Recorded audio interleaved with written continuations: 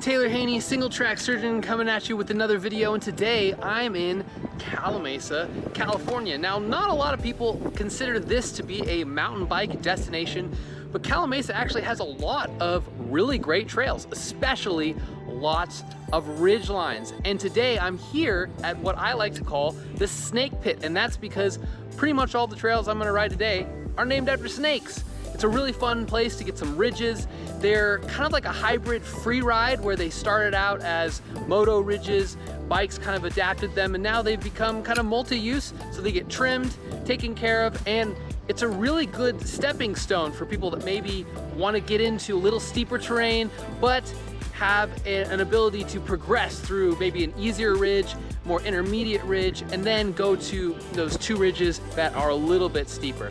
I'm gonna show you where to park, explain this trail system so that you can come and have an awesome ride in the snake pit. Driving to the snake pit, you're going to exit Calimesa Boulevard in Calimesa. Sandalwood is the street that goes over the freeway and heads west towards all of the hills and the ridges. And that's actually what's behind me. In the distance, you can actually see Bob's Big Boy and Jack in the Box. You can park anywhere around that area. Park, get geared up, and actually pedal down this hill right here, which actually leads to the middle school. And you're gonna turn off on this little round top, if you will, and then head in towards the snake pit. And that's south, about a mile away. We're gonna head down, check it out. Once you turn off of the road, you will head down this fire road. Kind of cool little compressions. Cool little doubles. And then we're gonna head down this fire road and climb up onto the top of the ridge.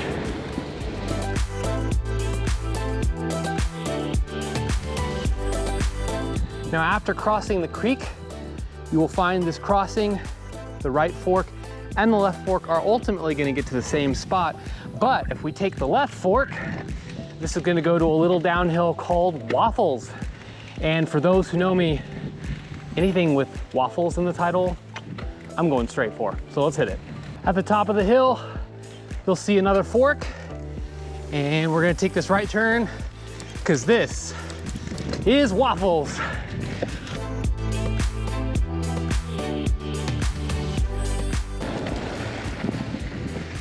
Now once you get here, you're gonna turn left.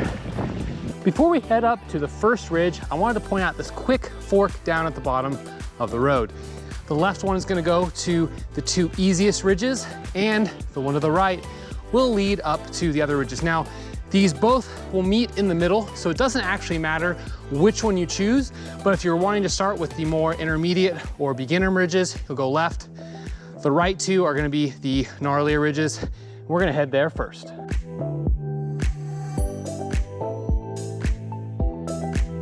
Now that we've reached the western edge of the ridge, you'll see this little fence structure here. Right behind it, Diamondback is the first ridge that we've come to.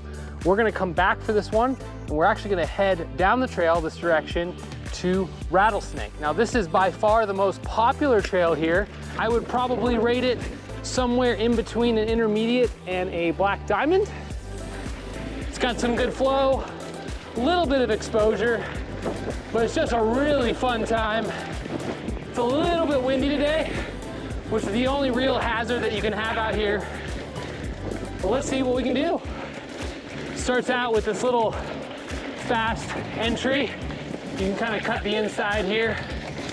Hold as much speed as you can.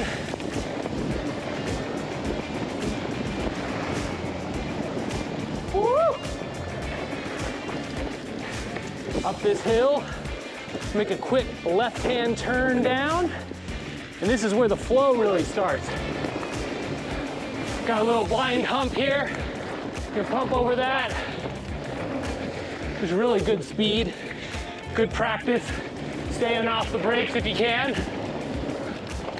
Corners are still pretty loose though, so be careful.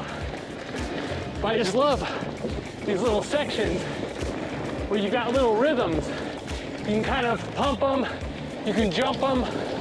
This gets a little rough in here. Try and straighten it out. Same right here. Woo! So much speed. Quick last little right-hander into the sprint section.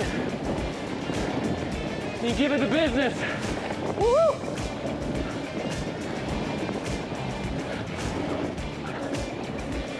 And now we are on to the lower fire road, where we're gonna pedal back around and back up to the ridge that we were just on.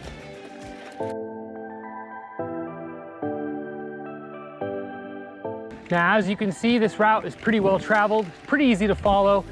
Just a big double track all the way around to loop back up to either the early ridges or the later ridges. Now, once you reach the top of that canyon hill, you're gonna make a left and head up to the ridges. Now we're back on the ridge and we're gonna head down Diamondback. Now this one is, I would say, more difficult than the last one. I would give this a solid black diamond rating. You really gotta try and hold speed down so you can get up this hill and not have to pedal too much. But this one is a little bit better training for enduro or even for cross country, because you got a lot of sprint sections. So you gotta get up out of the saddle and keep the speed going.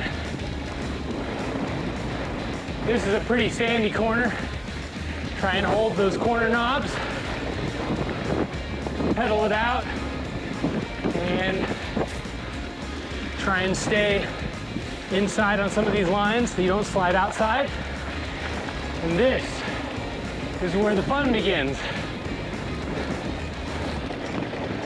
Ew. Yeah, buddy. Oh, loosey-goosey. Hold the corners. Got one more sandy lefter. And now it's full speed. Ooh, don't fall off there. And down. Woo, full speed.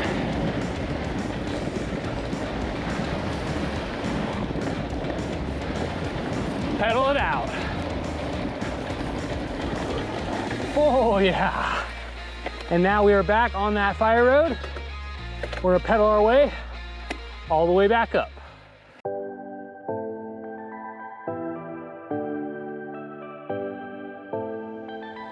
The next two trails on the menu are the two eastern ridges.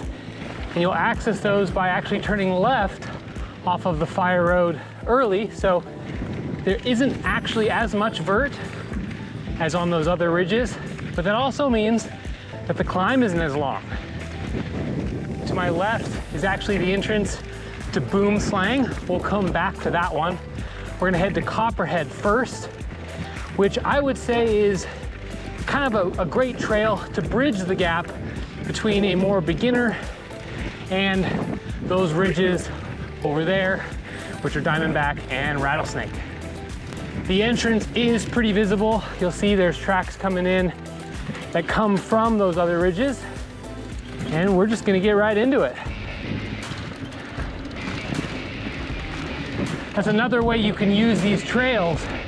You can actually loop them without stopping and just pedal right into the next ridge. It's a great evening ride because you can just do circuits.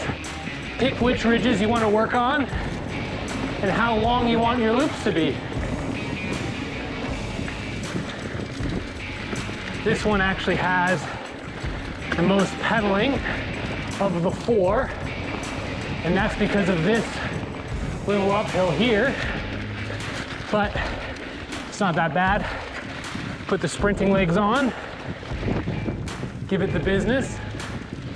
We're gonna hang a left here, and this is where Copperhead gets fun. The fangs are coming out.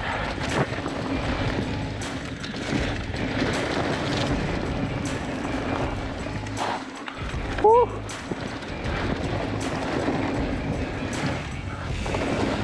Nice little floater there. Now we're coming to this nice double drop.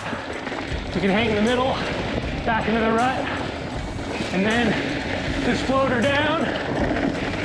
Ooh, keep it on trail.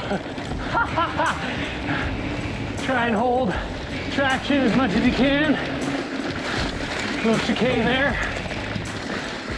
And we are now back to that fire road again. And now let's head up, and Boomslang exit is actually right there. So you can see how close all of the ridges are to each other. Just like Copperhead, we're headed off the fire road in the same spot.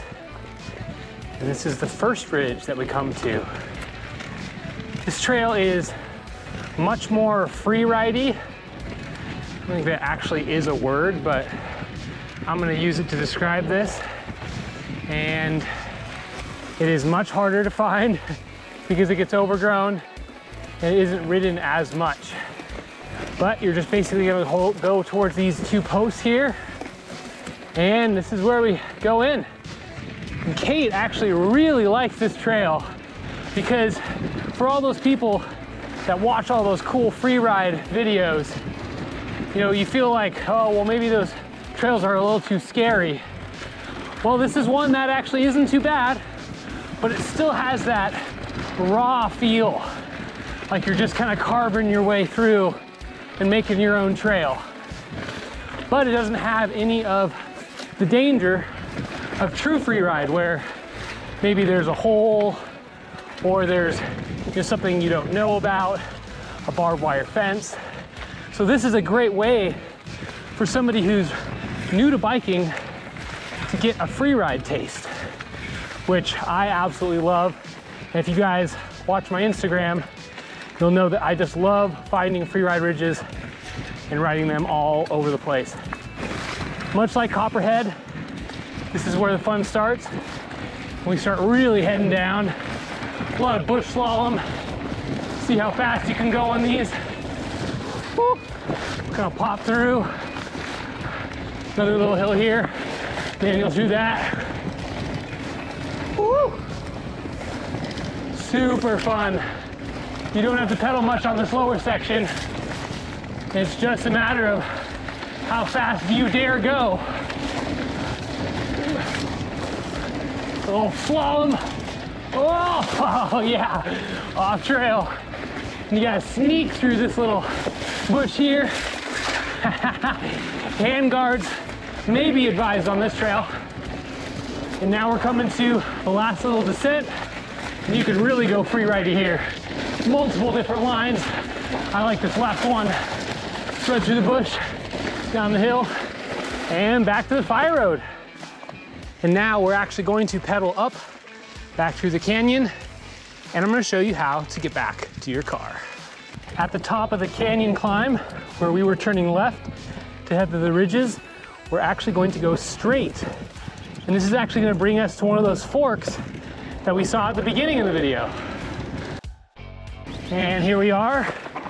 This is the fork that we went up first to get to Rattlesnake. It also heads to Diamondback. And that's the one we came from that actually goes quicker over to Copperhead and Boomslang. So this is just a little bit of an overview, and hopefully that makes sense so you can find your way around and ride the snake pit. Now, as you're heading back to the car, if you turn right, that would actually take you back up Waffles that we came down, but there's a much easier climb just to the left here. And the first road that we come to, we're gonna make a right, and this is a much easier climb all the way back to the car. Now, as I climb back to the car, I just wanted to mention, if you have any questions about my GoPro setup or the equipment that I'm using, feel free to check the links in the description below. That helps support the channel and can make your footage better. Some of you may be wondering why I'm doing a tour of someplace as obscure as these Singleton trails. And the main reason is these trails might not be around much longer. There's a large development planned, and they've already started the grading process, and the way that I used to ride in is actually already blocked off by really tall fences. So this is the new way to get in. So please share this video with your friends, bring people along, and enjoy these really unique free ride trails. They're safe, they're fun, and that climb, as you may have noticed, it actually has shade. So during these summer months, it does get pretty hot, as people may know. And so it's actually really nice to do some laps after you get off work. So replace one of your riding days somewhere else and come check out the snake pit. If you enjoyed this episode of Trail Tours, feel free to check out the channel. I've got some other trail tours and a lot more coming your way. So remember, like, subscribe, hit the bell for notifications. And until next time, go fast, get drifty, and don't suck. Phew!